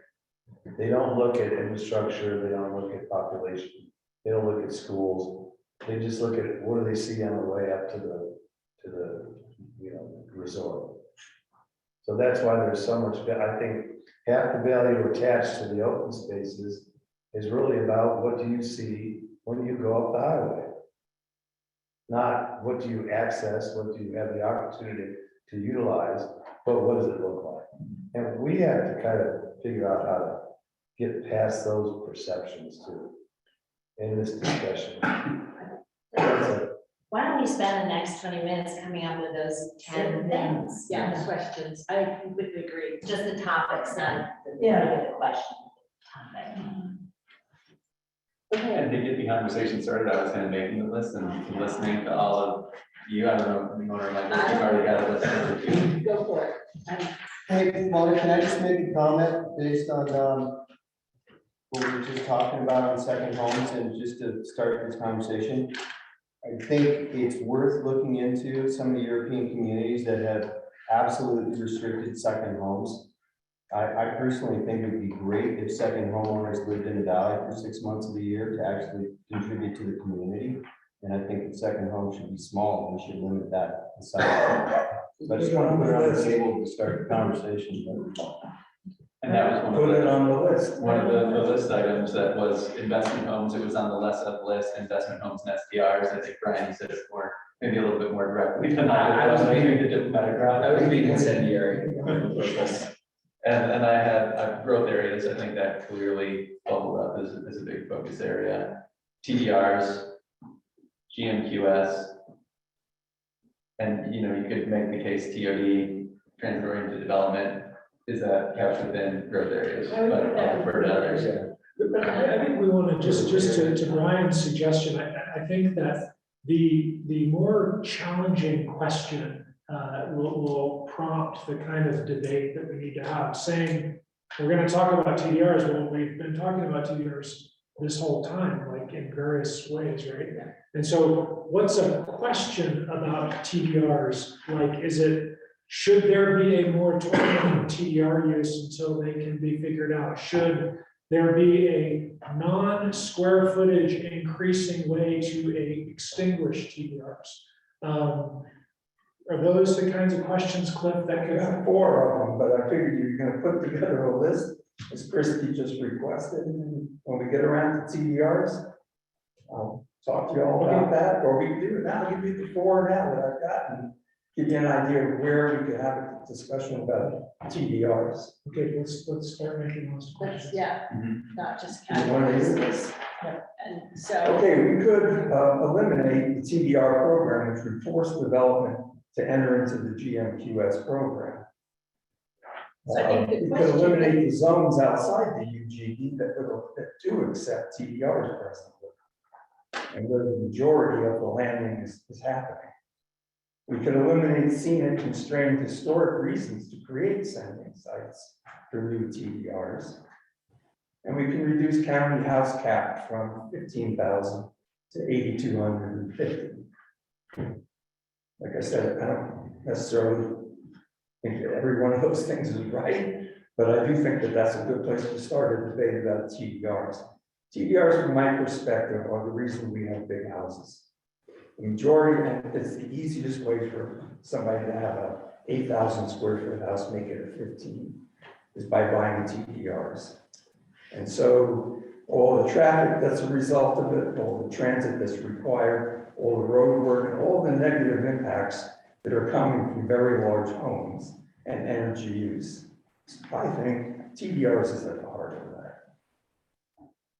So are there 4 questions related to TDRs, or is the question just, should there be a moratorium on TDRs until we? I gave you 4 questions. I know. And you just need to put, should we? I'm sure everyone here has more to add to that. But maximum house size could be its own, it doesn't have to be under the TDR list. I mean, I think maximum house size is probably something a lot of people are thinking about. So the question is, should we put a hard cap on maximum? Yeah, I have really lousy vision. What are the topics so far? Second homeowners, should they be one of the required, like specifically? That just the topic. Yeah, so second homes, TDRs, GMQS, TOD, house size. Short-term rental. I don't know, do people agree that that's? Yeah. And Christie, the way we had it in our list here too is it was investment homes and short-term rentals and not specifically calling That's homeowners to bring that all into one theme. Do you want to? Yes. Do you guys mind if we refine this a little bit, because there's some things that I think we could shore up a little bit more for the conversation. I love that you're just throwing it out there, but if we can refine it just a little bit, like like, I think TODs goes with growth area discussion. What's TOD? Yeah, what is transit oriented development style? Yeah, I do. And how would you phrase the question, Cindy? I like the way that Doug phrased it. Should we prioritize our density all in one place, or should we allow it all over? And I want to comment on like the way that's phrased. It should, people can just say yes or no, but I think that people, I would hope that people would come up with ideas of how to do it. So maybe it's, how do you, like, I think we're all agreeing with items here. So maybe it's, how do we get smaller homes? How do we limit larger homes? How do we limit second homes, second homeowners? How do we limit Non-resident. non-resident, et cetera, et cetera? So it's an open-ended question versus just yes or no. We'll get right back to this. Because we have to figure out what the levers are in order to be able to do that. Yeah. Is that true? Does everyone agree that we should limit second homes? Well, I think each of these things can exist, like we're talking about the slider of mitigation versus total elimination. No, you're not gonna say eliminate second homeowners, you're not gonna file lawsuits. But are we effectively, can we look at occupancy tax, prioritizing, if you're a local and you go through the building process, can you just jump to the front of the line if you say, I live in a 2,500 square foot house and I'm this is my primary residence, front of the line. I don't know if there are different ways, those just random ideas, but nobody's saying like, that's the whole economy of this area. I'm just saying it's like a massive, I think we need to just look very simply at, this is a creation of what has distorted our economy from being a tourist economy to what it is now. It has all of these impacts that aren't mitigated sufficiently. And so I just want to follow up on my previous comment. I would agree. Maybe not everyone is agree with that stuff. So maybe the first question should we, like you agree with making the home smaller? And then if it's yes or no, then maybe the follow-up question is how. And how might you be able to accommodate some members of the group that want to reduce smaller homes? And let's say, just for example, I don't want to reduce the size of homes, but how would I propose a solution or a lever that might work to maybe limit the size of homes, but also find a balancing point? Because at some point we're going to have disagreements about all this stuff. So I'd be interested to hear and also propose ideas of how we might be able to get different opinions on a similar path for a recommendation. Like all the different options. Yeah, like how to make the code adaptable or accommodating to these different forces. No, it hasn't spoken. It's so easy to categorize second homeowners. Yeah. But without second homeowners, there would ask.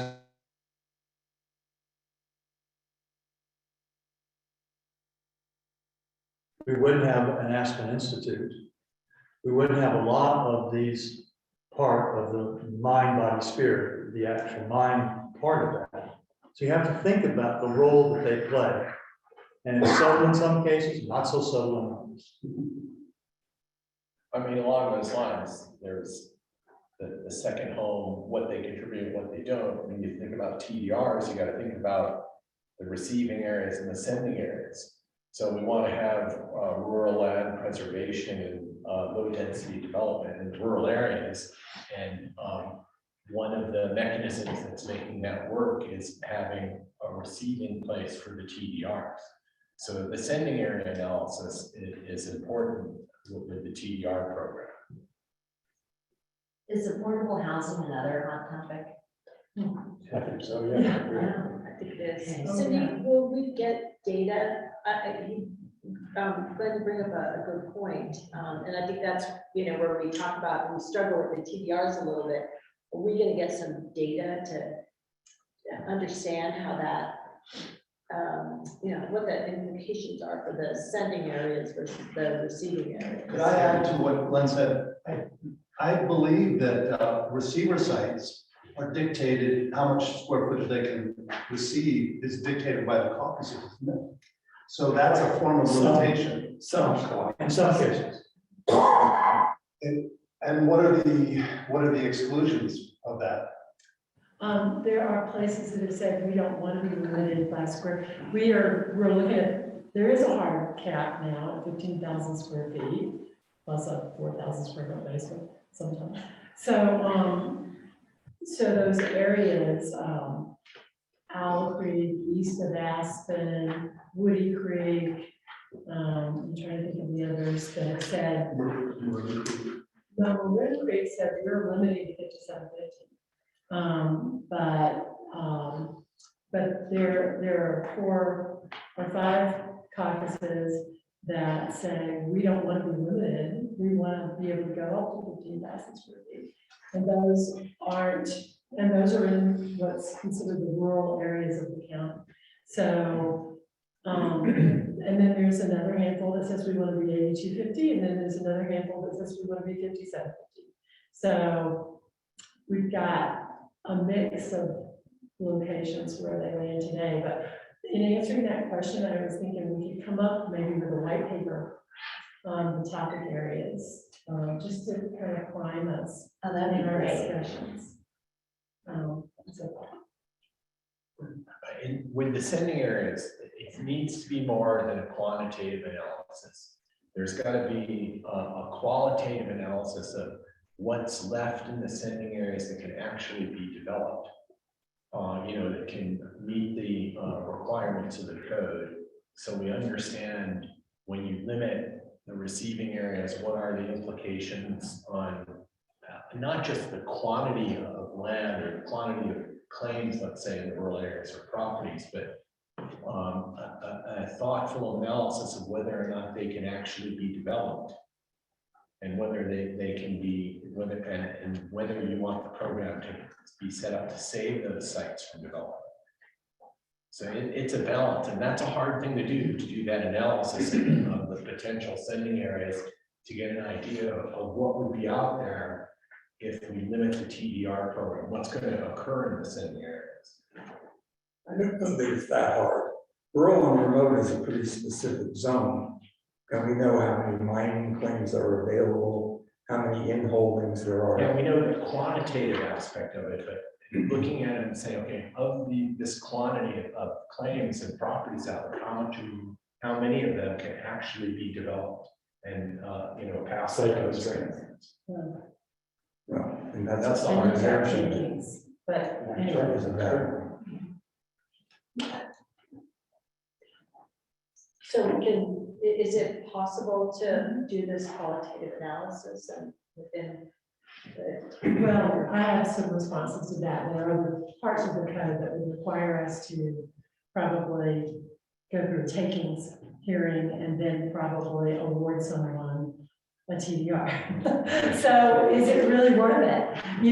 Is that qualitative analysis really worth it in the end? Because legally, we're going to get pushed up against the wall. So I think we ought to assume worst case and likely case scenarios rather than get into And I'd like to make a point that managing or reforming the TDR system isn't necessarily anti-second home owners. No. Right. I've been marketing resorts, international resorts for 30 years, and I'm not against second homeowners. What I'm saying is, do we need another 115,000 square foot homes in Aspen, and what impact would that have? I agree with you that TDRs were originally designed to preserve an area around where you live. The rural and remote and Little Annie and Midnight Mine and the back of Aspen Mountain. And it has since become a very big system way beyond just rural and remote. And that's where I feel the discussion and the debate needs to focus. It's not a matter of I don't want any more, or we shouldn't have any more second homeowners. It's, how many more can we actually handle and how big a home should we allow? Which is why the option of reducing house caps and the other things that we've discussed. If you look, why they go to TDR, developers go to TDRs instead of GMQS, it's so much simpler. Write a check, boom, and you can add 2,500 square feet. Well, 389 of those things have been issued. Not all have been developed, but that's over, it's almost 900,000 square feet of transferable square footage.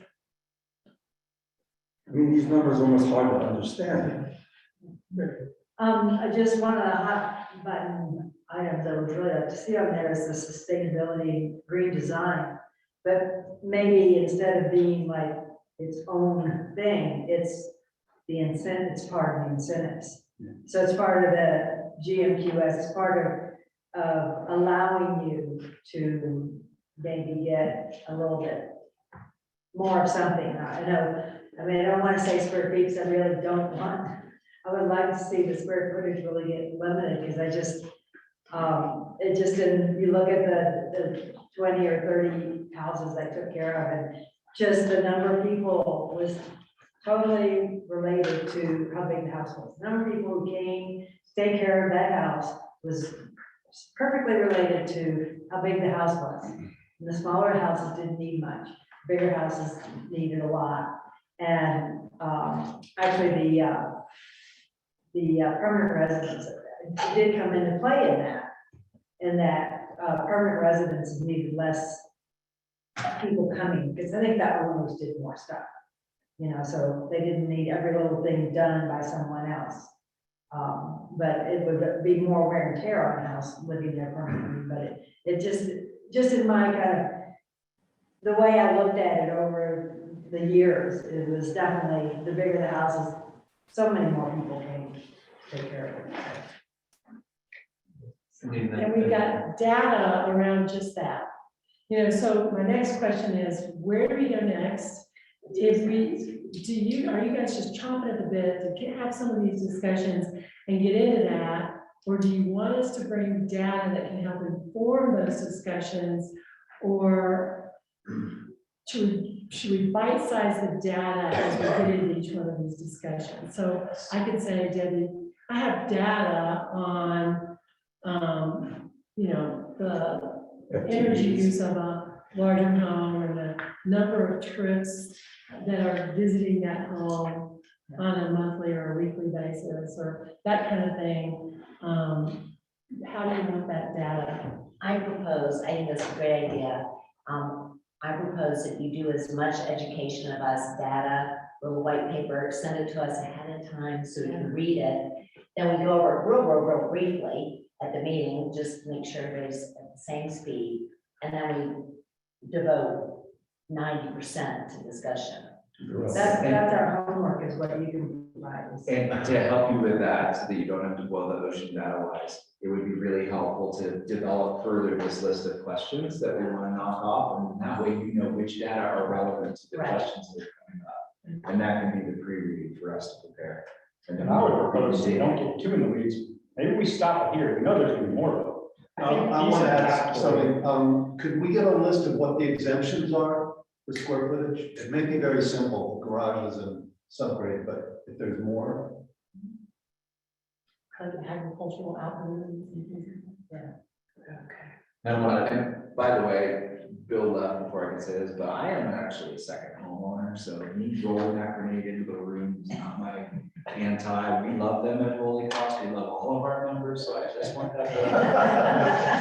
That's why we call you that. Somebody, you see Bill, she's telling that. Can I just ask one quick question? John, thank you. Whether this goes in the energy code, we talk about our green and sustainability and traffic and energy use.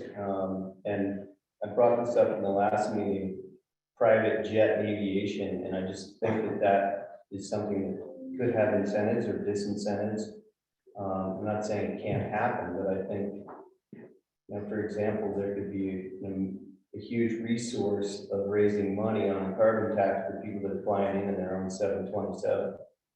And I think that that is a statement that would be really positive for us as a Pickens County to say, hey, if you're going to fly in your multi-million-dollar private jet and you use an enormous amount of energy to do that, it's not really in line with our values and what we're trying to move forward with.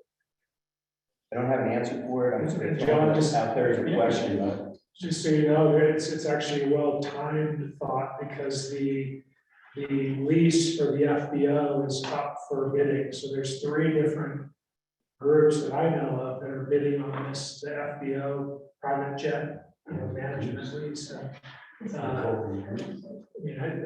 You can't tax somebody coming into an airport and then spend the money out over here. It has to kind of stay on site, but it's a good time to be having that conversation. Yeah, it's complicated. I don't want to cut the conversation off, but I'm going to, I'm sorry. Because it's 6 o'clock and people are putting their jackets on and getting ready to leave. And so I think we just need to figure out what are we doing for the November 16th meeting. So we come primed, we're ready to go, ready to dive into the conversation that we've all been chomping at the bit to have. So I'm gonna, Miles, you can tell me what I noticed. I have, and I think there'll be a lot of work to do in the intervening days, but I think we've all come to consensus that, yeah, our areas of common direction are generally the right places, but there are the priority levers, I think, on that energy column, and prioritizing what those levers are, so that we know when we get the opportunity, how far we fall. Before we have that slide rule exercise or the level exercise, identifying what those priorities are, that's when we dive deeper into that and look at the data that supports where the biggest bang for the buck is.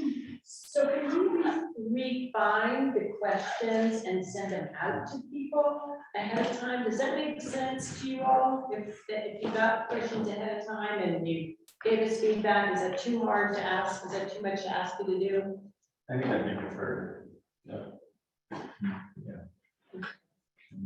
I mean, it just feels like we don't want to be refining the questions when we come back in 2 weeks. We want to be like ready to dive in. We want to start You're knowing. saying feedback on what the questions are? Yeah, I think we'll that's just, very we'll good. refine the 6 topics. These are the topics we're going to tackle right now. There may be others. I mean, others may come up, and I don't need to ignore the people who are on the screen. I can't see you.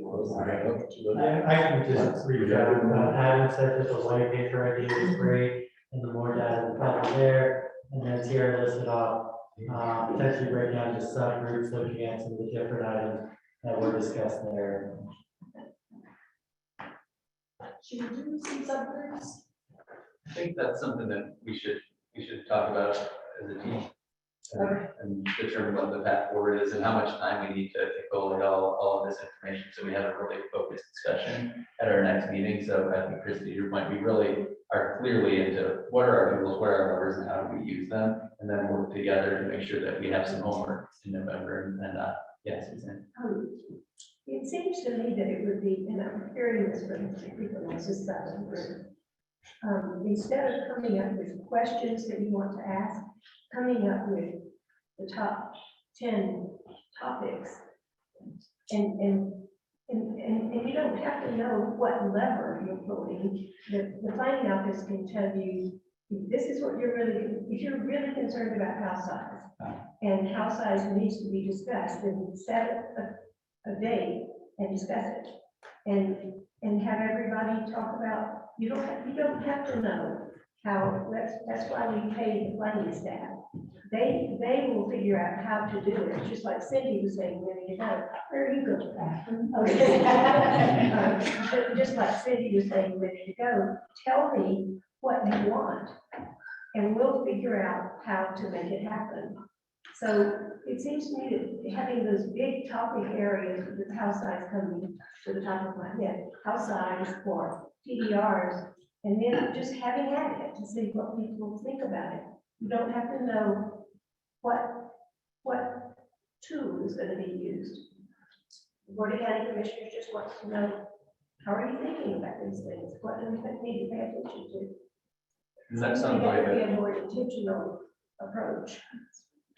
And that sounds like a good activity to pull in between the meetings, just to take this list that we made tonight, prioritize it, are we missing anything? Where do we really want to focus our attention so we can figure out what are the questions we need to answer? Yeah, but I think that I'm hearing people wanting more forward momentum and direction. We've articulated the topics of concern now in a number of different ways, and I think we do need to ask the question, just as one example, should we aggressively cap maximum allowable home size. And Cindy talked about, well, you've got the different caucus areas that have their own perspective on that. Well, then part of the conversation is, should they continue to have that say? And, you know, like, I think we need to get to the, and like per Cliff's, one of his suggestions as a, you know, very, very plainly stated question, should the TDR program be eliminated, right? Like, that's a clarifying conversation about how the room feels about TDRs and their benefits, because I think, Glenn, for your point, when you know, analyze the sending site and receiving site, all that falls away if it just stops, right? And so as an initial conversation, I think it's a very clarifying one. Like, yes, we care about home size because we know that a lot of different impacts flow out of it as the homes get bigger.